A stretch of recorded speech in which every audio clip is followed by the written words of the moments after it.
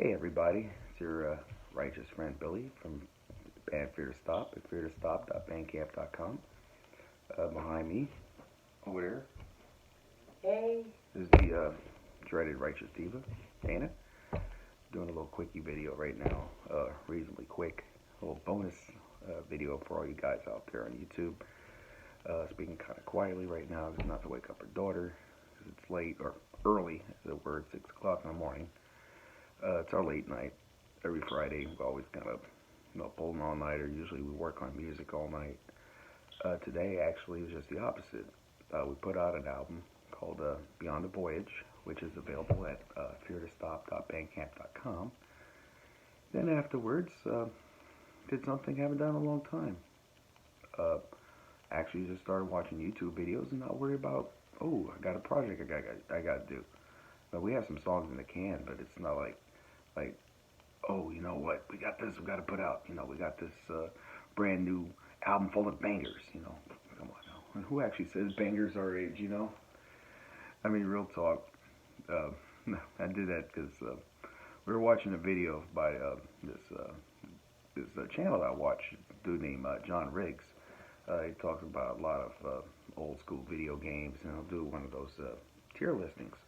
He'll have a company, let's say it's Capcom, like the S tier, which is like the the best. And you'll see stuff like Mega Man 2 and stuff, and like the bottom tier, you'll see like Mickey Mouse Capade. You remember? Did you ever back then? I'm not talking about now on the Raspberry Pi. But did you ever play Mickey Mouse Capade? Okay, well, I did. And see, I don't know why. Because let's be real, nobody really gives a shit about Mickey Mouse unless you're at Disney World. I mean, Mickey Mouse don't do shit. I mean, come on now, the mouse go, ho. I can't do it right now because I'll wake her up. But seriously, who gives a fuck about a rat who wears overalls and no shirt? Country ass mouse. Oh no. I mean, seriously, real talk. I mean, who the fuck? Why the fuck did Walt Disney? He dressed. We got a mouse with overalls, no shirt. He's got a duck dressed as a sailor with no pants. He's always angry. He wears white gloves. And then there's Goofy. I mean, he's a talking dog that has a dog. I mean, real talk. Pluto's like his special education slave or something. It's like it's. Go. I always thought Goofy was supposed to be kind of slow, but the more as I getting older, he may be stupid to be stupid like a fox, like Trump, because it's like Goofy's like Trump. They're both oddly colored. Anyway, but Goofy, I mean, he has that attitude of being kind of like naive and kind of simple, but again, he enslaved one of his own kind. I mean, come on now. I mean, he's an enlightened canine who has a dog that barks. Right. I mean, how much you want to bet Pluto can actually talk? But he's beat him down so bad. He's like Ted DiBiase and Virgil back in the WWF in the 80s. He's like, I dare you to talk. Say something. Fucking say something to my face, motherfucker. And like, Pluto's like... Say something. And Pluto's like, you know who else I was kind of wondering about too? Odie. Well, from the Garfield stuff. I think Odie was special. I mean, no matter what, he always had that stupid look in his face. Looking back when Miley Cyrus used to do ecstasy. With that look in her face. Miley Cyrus. Actually, Miley Cyrus is cool. I don't know why I made it. I made a joke because people like to make jokes about her. At least they did in my generation, because my generation still thinks that Hannah Montana. What the fuck, Joe Montana? No, Hannah Montana. And then when she first went with Party in the USA, and then when she went the opposite direction, when you have like someone who's like a Disney princess type artist, and then they reach adulthood and they want to make a statement. You got two types. You got the Harry Styles type, who are like, okay, I'm not a One Direction anymore. Ooh, I can do whatever I want to do. well, let me just start putting out some stuff that's actually pretty damn good. I mean, real talk. I don't care. I don't care if it takes away my cool points. Man, my God, I'm in an instrumental electronic group for 20 years. Do I have any cool points? But I'm like, my goodness. Uh, let's be real. And I'm not exactly cool myself. I'm kind of dorky. That's what makes me cool. I'm still cool. Hey, that's what makes me beautiful. Who said that? One Direction. See, it's on topic. But you got Henry Styles, Harry Rollins, really, Harry Styles. He's doing this thing. He's got seriously. I'm not playing, guys. There's check out that song Golden and tell me if that doesn't sound like 2008 era Scott Weiland. I'm not playing. Anyway, then he got, and again, artistically and talent-wise, I think Miley Cyrus is freaking phenomenal. She's an incredible live singer, and there was a point in time though she was partying, and this isn't slander. This is from there's interviews, when she, went the other direction so that she, quit, whatever. But yeah, she was going on stage and weird outfits and stuff and barely if she showed up any more skin, she'd be skin. I mean, come on now. It wouldn't even be an outfit. Outfit is like opaque apparently because it's non-existent. But you started, kind of like, what I'm talking about, honey, like when the former Disney Channel stars start, getting kind of wild, like that. Then you got, then she started, she did that one song, and the line, supposedly according to her, was dancing with Miley, but if you listen to it, it's actually dancing with Molly, and then,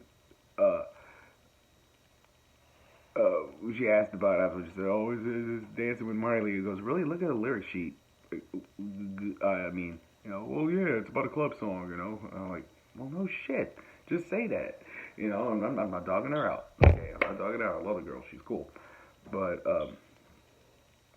I was going somewhere with this. How did I get on talking about Miley Cyrus? How did it get wild? Yeah. Oh yeah. Yeah. And it's like, and then she's butt ass naked, whole damn wrecking ball and stuff, she's, but again, that's 2013 vintage Miley Cyrus, and we're coming on, get this, 8 years. That was 8 years. I was 8 years ago. No. Yes, ma'am. I was 8. That sure was. You look at her now. She's got a good head and her shoulders. And I'm sure she ain't no damn. Walk the straight line. She's not Johnny Cash or Brian Wilson. She don't walk the line. She still gets down with herself. Does her thing. Cool, whatever. Whatever floats your boat. But we don't judge here. Let us who's not perfect, get stoned and throw stuff, whatever. I know it's here's without saying catch the first stone, honey. I was being funny. I know. I saw.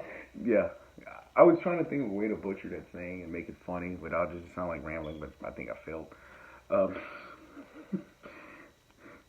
Anywho, but you look at her now, and she's like, she's putting out some really good live performances. You don't see her getting any kind of trouble. I don't think Lindsay Lohan really straightened up so much as that they just either got tired of her arresting her or just forgot about her. Once she ceased to become relevant, I think that's when it, but I don't think she's like Robert Downey where, she cleaned up her act and all of a sudden there comes a career renaissance. Now it's like, she did her time and then all of a sudden now she's in Lifetime movies. If she can get those. That's bad. But, damn. Pinnacle of her career is 2004 Mean Girls. One of those movies, I always thought that was a good movie. But I didn't realize it was going to be like the next generation's Clueless, or Fast Times at Ridgemont High, or Breakfast Club. Till I was, till Jamie got older, son. And I sat down and watched the movie with her, and then again, so I was about a good 5 years after I saw it, 6 years, and then and again recently, and I'm like, you know what? Looking at it, I mean, when we saw it again the last time, it's like I always thought the movie was good. I always thought Mean Girls was a good movie, but it's like when we saw it that last time, it's like when I actually saw what it was. Is this generation or that generation's like Breakfast Club, and not necessarily Breakfast Club, but you know what I mean, like a John Hughes movie, or like, you know what I mean? Yeah. That was actually, it was kind of like a John Hughes movie. It was like a modern day John Hughes movie. Another movie that's like that, guys. It's a little kind of under the radar movie, but I strongly recommend watching The Duff. It's a funny movie. It's got heart. That movie is funny And it's got heart. Yeah, it's got the typical R-rated comedy stuff, but in the indie kind of way, actually, which is cool. I'm a hipster. Well, I said that earlier. You all know I'm a dork. On top of that, so but it's a really good movie. I strongly recommend watching it. There was another movie. It reminded me of another comedy that we saw. It was a good movie, but I'll never see it again because of who's in it. That's the one that had Shane Dawson. Oh yeah. Remember that was a funny ass movie. Mhm. Remember with the Amish dudes? Oh, you talking about Sex Drive? Sex Drive. That was the name of I it. love that movie. That was a funny movie, but honey,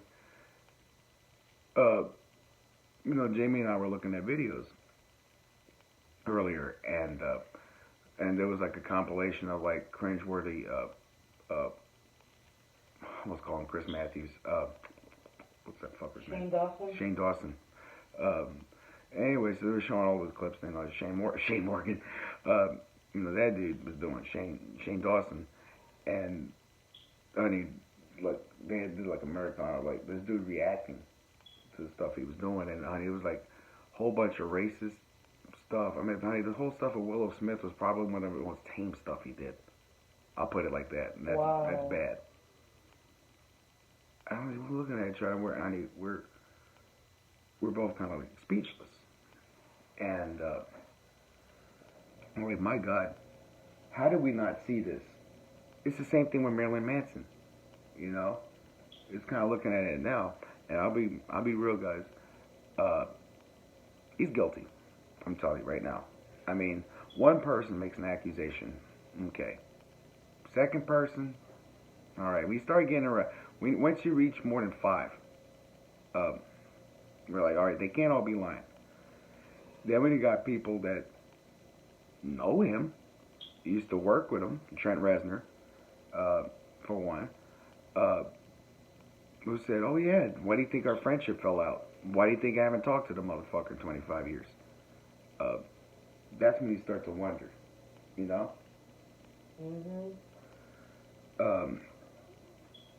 I'm not going to go into it. There's other channels that can do this a whole lot more justice than I can. We're not that kind of guys that, well, you're not a guy. You know what I mean? I'm like, here's Jamie.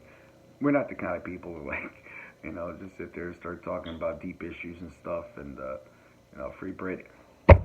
Brittany doesn't need to be free, though, real talk. That's another one. Have you seen the recent one, son? Or stuff from her Instagram? Because we saw that one. There's other channels that can talk about this a lot better than we can. But long story short, Britney Spears is in a Brian Wilson type situation. She's in the conservatorship. She's by her father. She's doing these Instagram videos where she's looked like she's just something's up, guys. Real talk. She's had some mental illness, has mental illness issues. To put it mildly, I'm not going to go into detail, but being in the outskirts of the music industry, you hear things, and then you start to see things. Lately, though, it's worse is like her eyes just look like vacant, and this look, and they'll show the thing where she's smiling, but she's smiling like in a fake way, like, you know, when someone really does not want to be smiling. Usually when you see a celebrity at a meet and greet, we were smiling in the picture, but as soon as the picture before the picture was taken and after the picture was taken, like the expressions of, you know, back to Stonewall Jackson there. Well, her meet and greets were legendary for the wrong reasons. I've talked to a few people who've told me some stories. One of them is like, we're all pretty much, everybody says the same thing. It's like, she's there, and she's like, and then you're ready to take a picture. As soon as they says, all right, smile, she's like, take the picture. And it's like cutting the blinds. Like, they left. There's a space for rent. There's a vacancy. And it's like that now. And it's worse. And the really bad part about it is that she has this, instead of like this smiling, but you really don't feel like smiling type thing, it's more of a help me type thing. She looks terrified. She looks, honest to God, terrified. There's bruises. There's she's always wearing like this thing on her wrist, you know, like bandages and shit like that. And you look at it, it looks like, I don't know if she's cutting herself or, I don't know, try to kill herself. It's not my place. But, yeah, so it's kind of scary. She was actually dancing the Baby One More Time. Badly, I might add. And it made me think about this whole Mad TV skit. It was funny then, and now it's like, it's kind of sad. But tell me if you remember this one. But I don't know if y'all used to watch Mad TV, but that was like our jam back in the day. But they had this thing where it was like there was like Britney Spears dancers auditions, right? And the dance instructor there is like this, and it's like, oh, you're fabulous, except for you. You can't dance. You need to leave, girl. Like that, and they're like, but I'm Britney. Oh, hell no. I'm like, that's funny. You remember that, man? Yes. Why did I do that too? Well, God, I hate to see what that's going to look like back in the playback. It's going to look bad and lose a whole bunch of subscribers. May gain some new ones. Make some new chums along the way. Oh, crap. We just hit the 18-minute mark. But, yeah.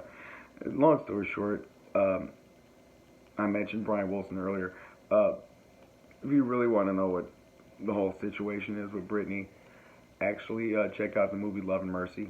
It's a retelling of certain aspects of the legendary Brian Wilson's life. The genius musician, not the relief pitcher that had a big beard.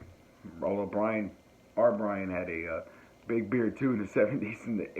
Remember 1980, he had that Stephen King beard, and he had his hair parted in the middle and was doing like that. And I was like, oh shit, I messed up my colics. He shaved my head. This looks bad. You know, if I do like that and just cover up the thing, it looks like it's a style. Look like 2008 Wyland. Just put it up like the 2003 era. Just do it like that. It's been a long year since you've been gone. Anyway, that was ridiculous.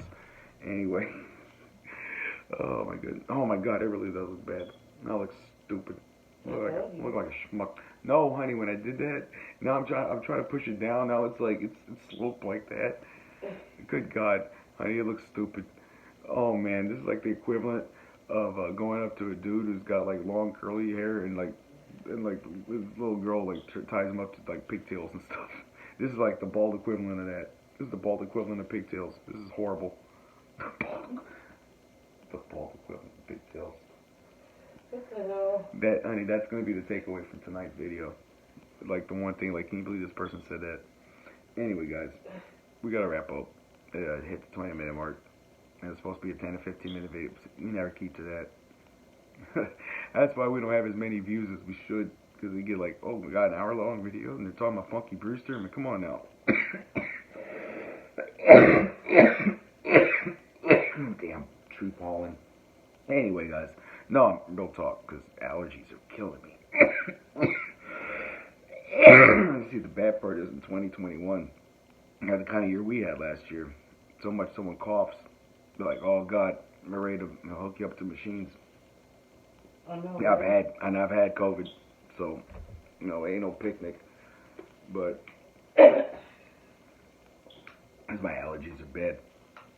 I mean, that's the thing when you go out now. If you got any kind of sniffles, obviously, take your ass at home. But well, if you got someone that's cancering, that's the one someone who's cancering. You got someone who's coughing, who's got like cancer or something like that, and they're coughing, and like to kick him out, they kick him out the place. Damn, fucking sound like Walter White up in here.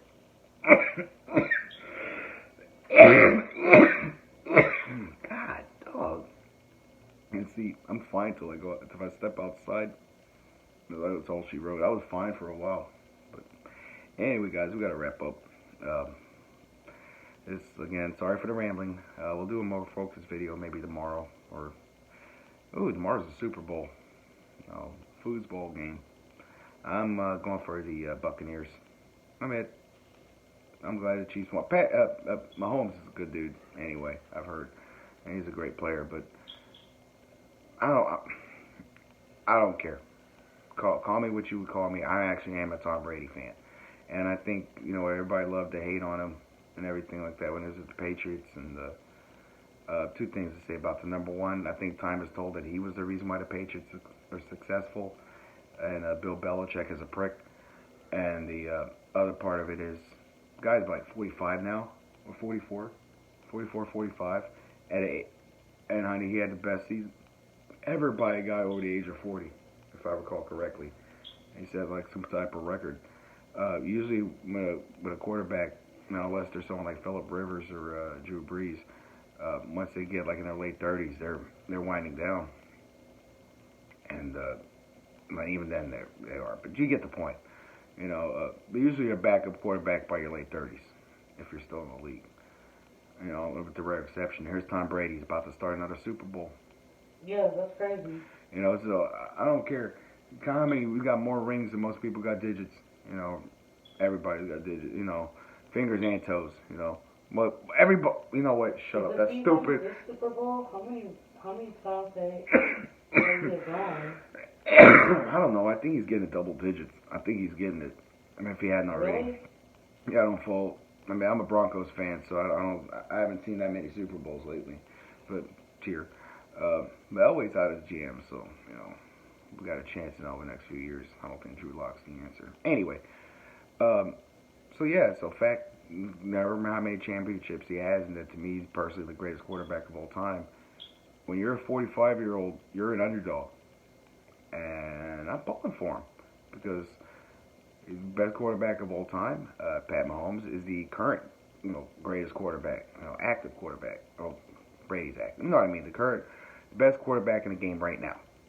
As of right now, today's statistics, abilities.